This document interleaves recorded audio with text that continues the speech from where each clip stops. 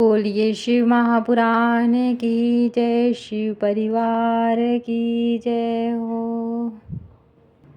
11वां अध्याय शिव अर्चन विधि और उसका फल। ऋषि बोले, हे सूत जी, ये तो आपने मुझे महादिव्य शुभ लिंग की उत्पत्ति सुनाई, जिसके प्रभाव से दुखों का नाश हो जाता है। हे महाभाग, अब आप ब्रह्मा और नारद के संवाद के माध्यम से शिव पूजन की विधि बतलाइए, जिसके करने से शिवजी प्रसन्न होवें। ब्राह्मण, क्षत्रिय, वैश्य और शूद्र चारों वर्णों को शिवजी की पूजा का जो अधिकार है, उसका क्या क्रम है? व्यास जी ने जैसा आपको बतलाया हो उसे मुझसे कहिए। सूत जी बोले, हे मुनीश्वर, जैसा आपने पूछा है ऐसा ही पहले श्री व्यास जी ने सनत कुमार जी से पूछा था, और जिसे उपमन्यु ने सुना था उसी को फिर व्यास जी ने मुझे पढ़ाया और उपमन्यु से श्री कृष्ण ने सुना।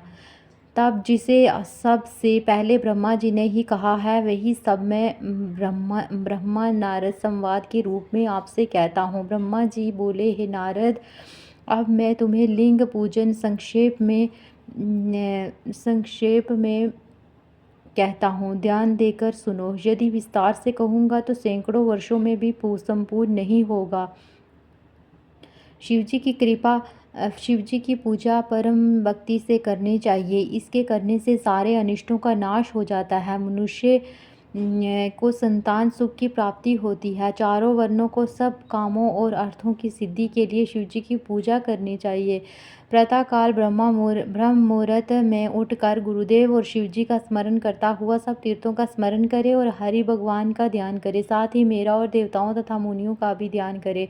फिर शिव स्तोत्र का पाठ करे और तब उठकर मल त्याग के लिए दक्षिण दिशा को जावे। वहाँ एकांत में मल त्याग करे और ब्राह्मण हो तो शुद्धि के लिए 5 बार हाथ धोवे। क्षत्रिय 4 बार, वैश्य 3 बार और शूद्र को 2 बार हाथ धोवे। गुदा और लिंग में 1 बार, बाएं हाथ में 10 बार, फिर दोनों हाथों में 7 बार मिट्टी लगावे। इसी प्रकार दोनों पैरों में 3 बार लगाकर फिर 3 बार हाथ में लगावे। स्त्रियों को शूद्र की भांति मिट्टी लेकर हाथ पैर धोना चाहिए। फिर अपने वर्ण के अनुसार दातुन करे।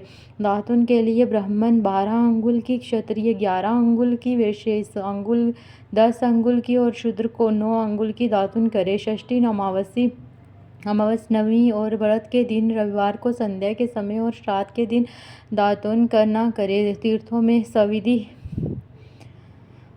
मंत्र सहित स्नान करें। फिर एकांत और उत्तम स्थान में संध्या करें। फिर सविधि शिवजी को पूजे, परंतु पहले गणेश जी का पूजन कर लेवे। तदनंतर आसन पर बैठ शिवजी की स्थापना करे। फिर 3 बार आचमन कर 3 प्राणायाम करे, जिसमें मध्य में त्र्यंबक शिवजी का ध्यान करे, जिसमें 5 मुख, 10 भुजाएं, सब भूषणों से युक्त और जो बागंबर ओढ़े हुए हैं। शिवजी की पूजा से मनुष्य को पवित्र बना लेवे। फिर प्रणव मंत्र अर्थात ओंकार से ही षड्न्यास कर शिवजी की पूजा आरंभ करे, जिसकी और बहुत सी विधियां गुरुदेव से प्राप्त कर लेवे। फिर शिवजी पर सहस्त्र जलधारा वेद मंत्रों द्वारा चढ़ावे। फिर शिवजी के ऊपर चंदन और पुष्प आदि चढ़ावे और प्रणव पूर्वक उनके आगे सुगंधि की सामग्री देवे। फिर नाना प्रकार के वेद मंत्रों से उनकी स्तुति करता हुआ उन्हें नमस्कार करे। फिर आरती देकर शिवजी के चरणों में पुष्प बिखेर देवे। फिर देवेश को प्रणाम कर आत्मा से शिवजी की आराधना करे। प्रार्थना करते समय हाथ में पुष्प लेकर उनके सामने खड़ा होवे और अंजलि बांधे रहे और कहे कि हे शंकर जी, मैं ज्ञान से अथवा अज्ञान से आपकी जो कुछ भी पूजा की है वह सफल होवे। और ऐसा कहकर हर्षित होकर शिवजी के ऊपर फिर पुष्प चढ़ावे और वाचन कर अनेक प्रकार के आशीर्वाद ग्रहण करे। फिर शिवजी के ऊपर पूजा की चढ़ाई हुई सभी वस्तु हटाकर नमस्कार करे और अपराध क्षमा के लिए फिर आचमन करावे। फिर अघोर मंत्र से शिवजी की प्रार्थना करे और गले से अधिक शब्द निकालकर उनकी पूजा करे। फिर अपने समस्त परिवार के साथ शिवजी को नमस्कार कर अत्यंत